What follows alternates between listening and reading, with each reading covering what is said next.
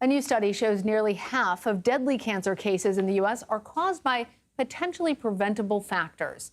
A study of cancer patients from 2019 found 40% of their cases involved some sort of avoidable risk factor. The highest risk factor being smoking cigarettes, which the study says contributes to about 1 in every 5 cancer deaths nationwide. Other top factors the study describes as potentially modifiable include excessive body weight, alcohol consumption, UV radiation exposure, and physical inactivity. Dr. Timothy Tiutan joins me now. He is an oncology doctor here in New York. Hospitalist, no worries. Hospitalist. Yes. I'm unfamiliar with that phrase, so thank you for explaining that for us. But let's talk about some of these different cancer risks, because everybody wants to try and do what they can, but sometimes these lifestyle changes are difficult. So the second most preventable cause of cancer is described as excessive weight.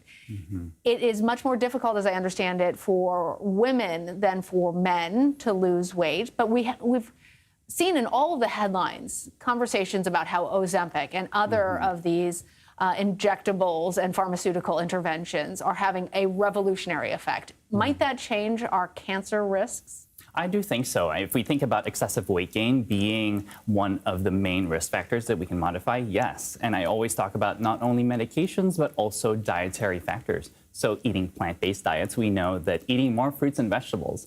Actually, one of the things in that study that I thought was really fascinating was that if you look at primarily dietary factors, so what we eat, the biggest risk factor was low consumption of fruits and vegetables. So that was like a very clear sign that eat more fruits and vegetables, folks.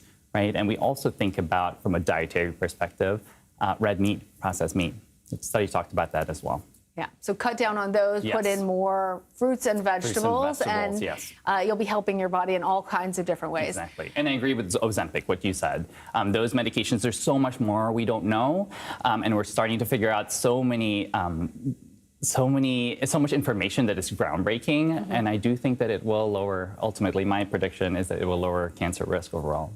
Well, let's talk about the very easy way for somebody to, or I shouldn't say easy, one of the clearest ways to decrease your cancer risk. If you are a smoker, you should stop. I'm wondering how, if vaping is a better alternative, why we continue to talk about smoking as a major contributing factor to cancer in this country when the risks are so well known. Well, first of all, it's addicting. It's easier said than done. We can talk here all we want about how much this risk leads to cancer. But we know that nicotine is very addicting. So first and foremost, of course, we encourage people to stop smoking, but it's easier said than done. Right. You know, the other methods better just never to start. Exactly. Quit while you're ahead.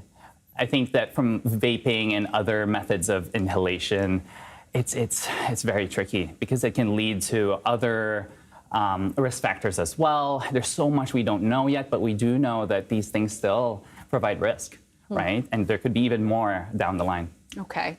Well, in the time that we have left, what are the cancers that are most influenced by these potentially preventable risk factors? So first and foremost, lung cancer. Breast cancer comes next, melanoma, colorectal cancer, liver cancer, and esophageal cancer. How is breast cancer something that is potentially preventable? Well, we think about multiple factors: smoking, obesity, so excessive weight gain. Those are the kind of factors that, of course, do contribute. And I would like to say, for take-home points at home, definitely sun protection, SPF greater than 30, eat more fruits and vegetables, live a more active lifestyle. I'm really passionate about this. I talk about this a lot in social media. I just want to make sure folks at home have something to take away, that we have, if anything, this article told me, that we have the power to make changes in our own home. We don't have to leave it to random mutation, genetics, etc. We have what it takes to make changes in our lives. We have the power. I like that as our theme for today, empowerment. All right, Dr. Tim Tiutan, thank you. Thank you so much.